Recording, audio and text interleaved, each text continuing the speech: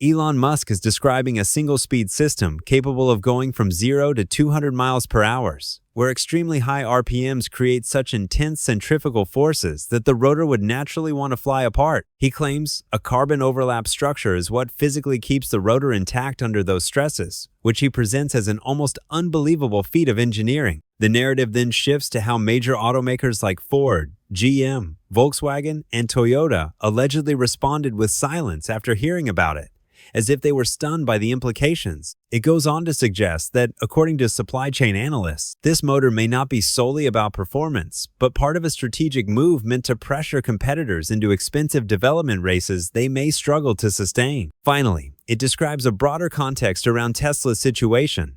The Cybertruck is portrayed as underperforming commercially, with weaker than expected sales, higher than advertised prices, and demand falling short of projections. It also claims that vehicle registration data shows a noticeable share of Cybertruck registrations linked to companies associated with Musk, such as SpaceX, XAI, and the Boring Company, implying that internal purchases may be artificially boosting reported demand, while true consumer interest appears lower than expected.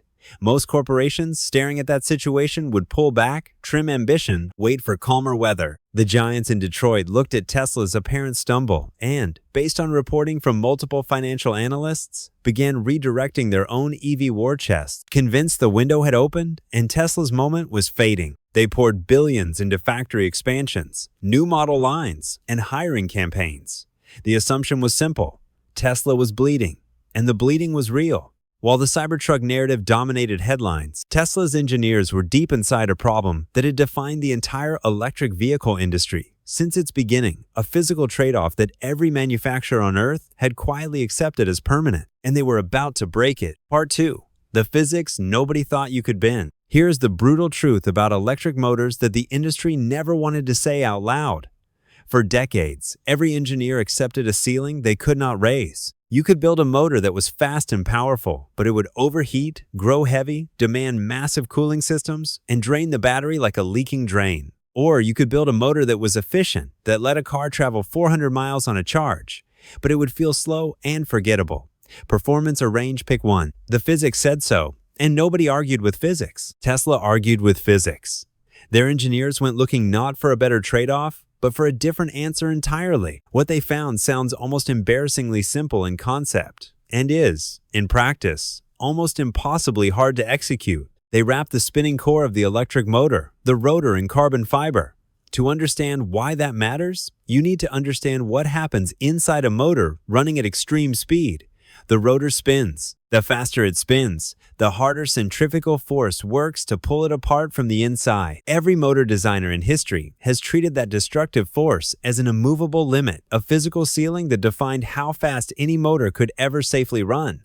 Nobody broke it. They all engineered around it, generation after generation, quietly accepting the constraint as simply the cost of building cars. The carbon fiber wrap squeezes the rotor inward. It acts as a compression jacket, a layer of armor holding the spinning mass together against the force, trying to tear it apart. And when that constraint was removed, the numbers that came back were the kind that make engineers stop reading and just sit with the silence for a moment. The new motor spins at more than 20,000 revolutions per minute. To put that in context, 20,000 revolutions per minute belongs in precision, industrial turbines, and aerospace equipment, not in a vehicle that also needs room for a car seat and a cup holder. If you scaled the centrifugal pressure acting on that rotor at full speed up to human terms, the material stresses would be equivalent to containing the force of a mid-scale industrial explosion inside something you can lift with both arms. Tesla nailed it inside a sedan. I mean, this is really amazing work of engineering. There's just never been an electric motor like this. I mean, you could pick this motor up with your hands, and it can accelerate a 2-ton car at 60 miles per hour. That quote is not marketing language. That is a physicist describing the collision of two worlds, the world of industrial-grade machinery and the world of a car you park at a grocery store. The result was the Model S Plaid.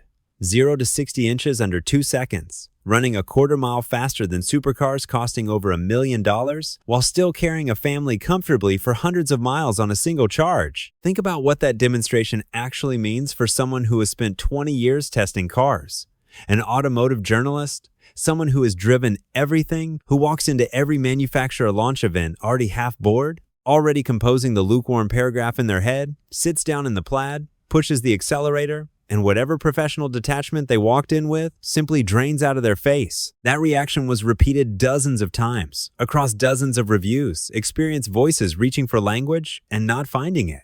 Engineers at rival companies watching test footage on a laptop and going completely still, because there is a difference between reading a performance specification on a sheet and watching a four-door family sedan humiliate $1 million supercar in a straight line on a public drag strip. One is a number, the other is a demonstration. You cannot hold a press conference to argue with a demonstration. You cannot schedule a media event to undo what people already saw. Sandy Munro, the manufacturing analyst whose entire reputation is built on finding flaws, on tearing products to pieces and telling the truth about what is wrong with them, ran out of things to criticize. The teardown experts, the professional skeptics, looked at this motor and found themselves reaching for a word they do not use often. Respect followed immediately by something quieter and much more uncomfortable, the realization that copying this would not take months. Based on Munro and Associates reporting, recreating something like this could take rivals close to a decade. And by the time they got there, Tesla would already be somewhere new. Part 3. The $1,000 Trap. What followed wasn't just a product breakthrough, it started to look like a strategic shift in how the entire field would be forced to compete. Once that high-speed motor architecture became visible, rivals weren't just reacting to performance numbers anymore. They were staring at a redesign problem that touched nearly every assumption in their development pipelines. Materials, manufacturing methods, thermal management, and long-term durability targets all had to be reconsidered at once. The difficulty wasn't simply matching output, it was recreating the conditions that made that output possible at scale, without driving cost or complexity beyond what mass production could tolerate. That gap is where timelines stretch and budgets begin to fracture. Inside competing organizations, engineering teams reportedly began running simulations that kept returning the same uncomfortable result. Incremental improvement paths would not close the distance fast enough. Closing it required structural rethinking, not optimization. At the same time, supplier networks added another layer of pressure. Specialized components tied to advanced rotor reinforcement techniques were not widely available, and ramping production would require new fabrication capabilities that few vendors possessed. That created a dependency chain that slowed down any fast response. So instead of a single race, the situation started to resemble a multi-front rebuild effort, each subsystem demanding its own innovation curve. And in that kind of environment, progress stops being linear. It becomes staggered, uneven, and expensive. What looked like a performance leap on the surface was beginning to function like a forcing function underneath, pushing the entire industry into redesigning fundamentals it had previously treated as fixed. And the longer that gap remained, the more the advantage shifted away from raw speed and toward the ability to industrialize that speed reliably, repeatedly, and at scale. That is where the real contest began to take shape.